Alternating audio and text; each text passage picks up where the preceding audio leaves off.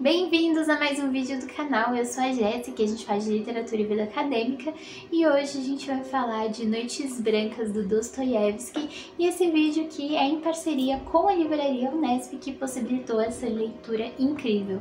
A Livraria Unesp está localizada no número 108, na Praça da Sé, no centro de São Paulo, e vocês vão ter também um desconto de 15%, então usem o cupom JESSICA15 para vocês poderem comprar as edições que vocês mais querem. E lá na livraria vocês vão encontrar de tudo, desde livros acadêmicos, grandes clássicos da literatura, a livros contemporâneos e recém-lançados também. Então, assim, tem livros para todos os gostos e todas as idades. E claro que esse cupom é válido tanto na loja física quanto na loja online. Sintam-se convidados a conhecer a livraria também, sintam-se convidados a conhecer então Noites Brancas junto comigo nesse vídeo e eu espero que vocês gostem.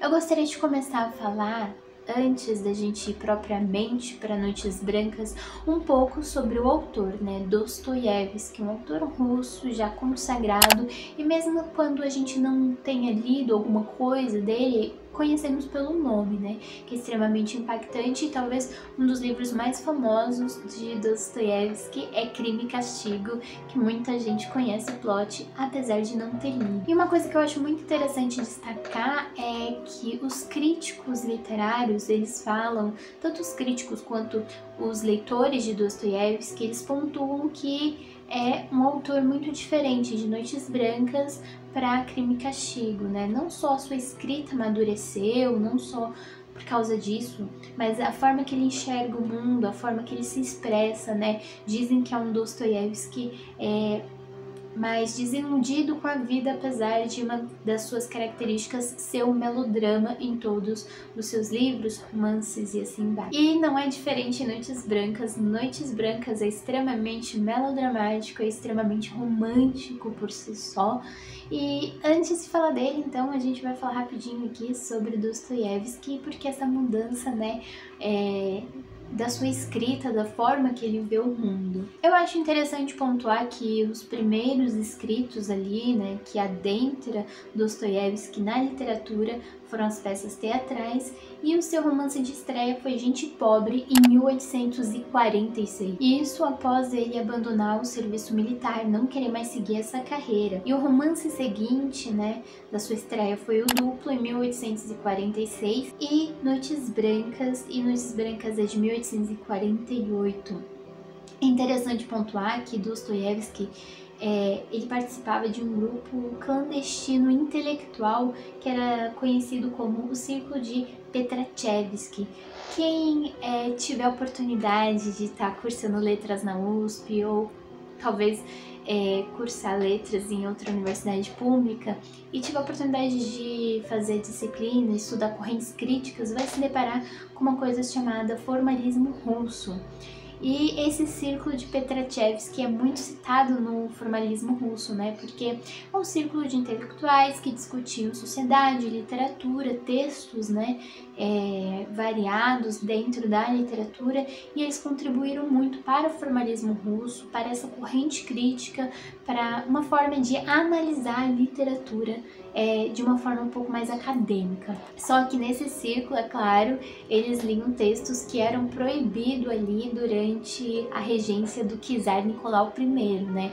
E esse czar, ele institui que várias coisas são proibidas, tem uma censura muito grande e muitas pessoas são perseguidas pela sua regência. Sendo que dessas pessoas, esse círculo de intelectuais foi perseguido, inclusive eles foram presos e condenados à morte. Também Dostoiévski, ele estava nesse meio, também foi condenado à morte. E isso em 1849. E no último instante ali da sua sentença, né, porque ele estava indo para a execução, e ele no último instante a sua pena ela foi cancelada e convertida em 4 anos de trabalhos forçados na Sibéria e 5 de serviço militar como soldado raso. Então a gente vê que depois de todos esses traumas, de todas essas feridas sociais, psicológicas, emocionais, obviamente muda um ser humano. Então vai mudar a forma com que ele vê, enxerga e também reflete isso na sua escrita e na forma que ele vai descrever o mundo, analisar o mundo. Dito isso, né, conhecendo um pouco de Dostoiévski, conhecendo algumas principais marcas, né, da sua vida, agora a gente vai falar de Noites Brancas em si. Noites Brancas é narrado em primeira pessoa, então a gente vai ter um personagem narrador, tudo vai ser do ponto de vista dele, então tudo que ele conhece do mundo, tudo que ele está sentindo é sempre centrado nele e como o mundo externo vai ferir ele, digamos assim, vai influenciar no que ele está sentindo, no que ele enxerga. O plano de fundo de Noites Brancas vai ser uma São Petersburgo do século XIX. E Noites Brancas já é muito interessante porque esse é um fenômeno climático que acontece na Rússia, né? É muito comum, que é em um determinado momento do verão, fica 4 dias direto, o sol não se põe, vai ficar noites claras, exatamente como está bem parecido na capa dessa edição da Penguin, que eu acho extraordinário e maravilhoso. E uma coisa muito, muito interessante é o quanto tudo isso é um clima e tudo isso é ambientado junto com o personagem e como isso influencia o personagem, né, no humor dele. Não só isso, mas como ele enxerga o mundo, como que ele tem uma visão mais delicada das coisas. É muito interessante ver nessa novela o quanto que tem essa troca, esse jogo entre o social e o individual, entre o social e a introspecção, como que o personagem enxerga o mundo, como que o mundo afeta ele, como que ele afeta o mundo, como ele quer afetá-lo, né? Tem isso também. Então, o nosso protagonista ele vai conhecer enquanto ele está ali passeando pela cidade, notando a paisagem, criando histórias sobre cada pessoa, cada transeunte que passa por ele imagina as histórias das pessoas. Isso eu acho que todo leitor que é muito imagético se identificou muito com isso, porque eu, quanto leitora também, eu estou no metrô, eu fico imaginando a vida das pessoas e o que será que elas vão fazer, será que vão para a faculdade ou será que vão para o trabalho? E enfim, né, a gente fica criando vários causos dentro da nossa cabeça e ele é esse tipo de pessoa, né, o personagem. Nesse momento que ele tá ali passando pela ponte de São Petersburgo, ele vê uma jovem que se chama Nastienka. A Nastienka é uma mulher jovem, em torno de seus 17 anos, por aí, e ela tá em um momento muito triste, ela tá ali muito pensativa, tá ali num momento que parece derradeiro para o protagonista, né? E ele vai intervir, ele vai interpelar, vai conversar com ela sobre o que tá acontecendo, porque ele tem uma sensação ruim de que algo vai acontecer, né? Que ela tá prestes a fazer algo. E depois disso, desse encontro, as próximas noites eles vão se encontrar, eles vão se doar de certa forma um para o outro, e pode ser que quem é um leitor assim um pouco menos desavisado, um leitor que veja as coisas com um olhar mais moderno, vai achar que é um insta-love, né? Que vai ser um amor muito instantâneo, uma coisa tipo, ele se apaixonou pela Nashinka muito rápido. Só que a gente tem que lembrar que isso aqui é um melodrama, é extremamente ultra romântico, né? Às vezes até um pouco fatalista da forma que ele trata o mundo à sua volta e como ele se trata. Ele é um personagem recluso também, que ele não tem muito trato nem muito jeito com as mulheres. Então quando ele vê a Nashinka dando ali atenção, confessando coisas pra ele, né? Ele se torna... ficar segredando coisas com ele. Então ele vai ali tomado, vai se tomando por amor, vai se apaixonando por ela, criando uma relação com ela, né? E eu acho isso muito coerente para o personagem, já que ele é tão assim fatalista e ultra romântico. Eu achei bem interessante. E eu acho que isso cria toda uma ambientação assim, extremamente maravilhosa e dá um tomzinho de urgência, né? Porque a gente vai conhecendo a Nastienka, a história dela, o que ela tá fazendo ali em São Petersburgo, com quem ela mora, como que ela vive ali, a gente vai conhecendo ela e a gente vai vendo que ela também espera por uma pessoa, né? Ela está em busca de seu amado. E é muito interessante alguns detalhes do livro, que o personagem, ele não só consegue conversar, mas ele grita. Em vários momentos ele pontua que, gritou para ela tal coisa. Ele não só conversou, não só pontuou, mas ele não conseguia segurar suas emoções, ele se dava suas emoções.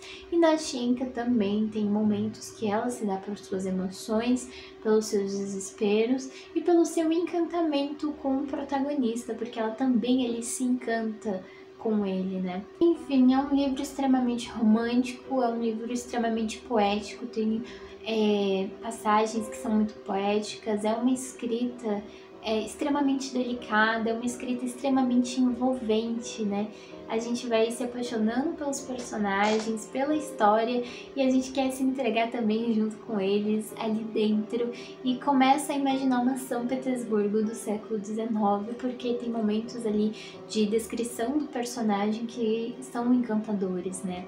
Eu acho que é uma escrita muito mágica em Noites Brancas do Dostoiévski e me fez querer ler mais Dostoiévski, me fez querer ler mais literatura russa, né? Lembrar um pouco de como que isso pode se refletir e reverberar nas literaturas mundiais, né? Em como a gente encara as coisas e como é impressionante que vários autores de diferentes cantos do mundo reverberam e como que, quanto leitores, o universo da escrita, o universo das histórias, elas nos envolvem, elas nos motivam, nos cativam e criam um triplex dentro da nossa cabeça. Enfim, gente, é uma leitura que eu amei demais ter feito e é um livro, assim, extremamente encantador. Enfim, né? Já fiz uma rasgação aqui de seda pra vocês lerem Noites Brancas, que é um livro que super vale um encanto, super vale a pena. Eu acho que toda a literatura clássica, ela vale a pena e que pelo menos uma vez na vida a gente tem que dar chance para grandes livros clássicos da literatura mundial. Enfim, gente, eu espero que vocês tenham gostado. Eu espero que esse vídeo tenha também ajudado vocês a conhecer, talvez, Dostoiévski, ou talvez a conhecer Noites Brancas, ou talvez finalmente te dar a coragem necessária para começar a ler clássicos literários também, para quem não chegou neste momento de ler clássicos e se apaixonar por eles, né?